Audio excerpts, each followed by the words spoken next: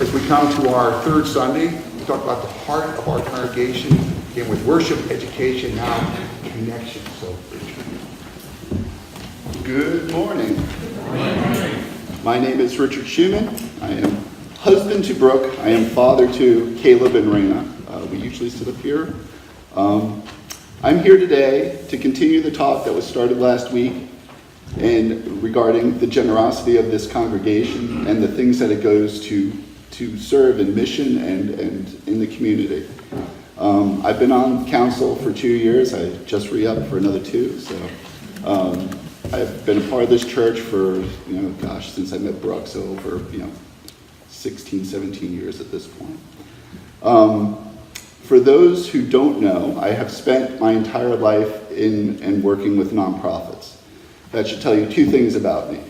I have no plans to amass any personal wealth, and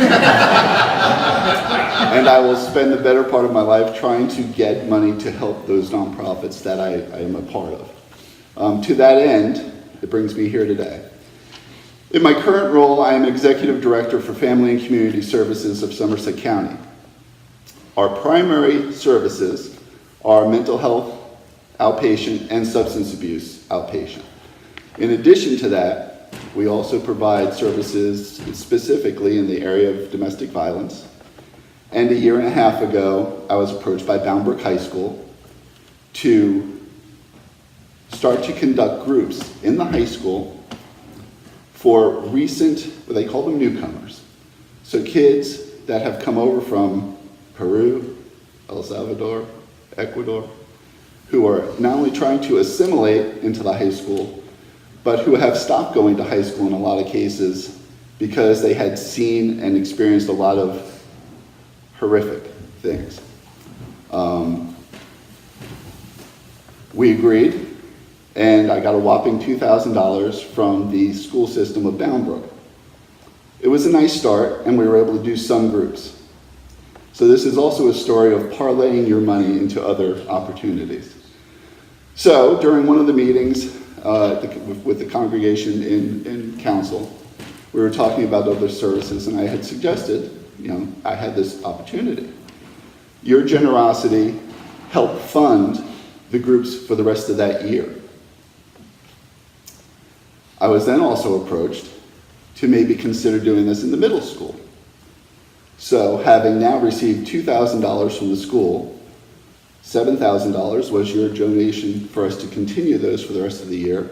I went to another organization and asked them, who they were already giving us money for other things, if they would consider helping fund bringing these services down to the middle school. They agreed. So now we have 2 turned into 9. Now we have another 7 added onto that, and now we're doing it in the middle school. So it's a story of your generosity and helping kids who desperately need this attention. It's a very tiny piece of attention, certainly with the high schoolers, with the challenges they face, and in some cases they were brought here to help work, to help support the family. In some cases, these kids that were brought over are meeting their new family because their parents preceded them over here and started a different family. So they're babysitters, they're workers, but they're not part of anything that we would consider healthy in relationships.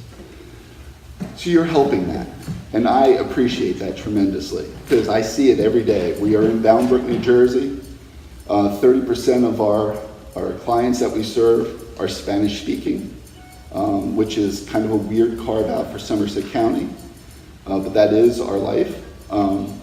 And so that this service really is a wonderful service. A couple of weeks ago, I was approached about bringing it down to the elementary school because sadly now that is the biggest bubble in Bound Brook. They have 24 kids in the elementary school that are recent newcomers to the area. The way the school administrator described it to me is that the kids are just, unlike the high schoolers who have their other challenges, these kids are just really sad. Some have lost their parents over in their country of origin. Some have come over without their parents and are staying with relatives here. And these are kids, my kids' age. So it's hard enough to handle it all, and now you're doing it with, really limited support. So I'm going to be asking other people for that, but we're always trying to expand those kinds of services. I appreciate what this congregation always does as it affects my work and the folks that I see every day. I want to thank you all. I'm proud to be a part of this congregation, and thank you.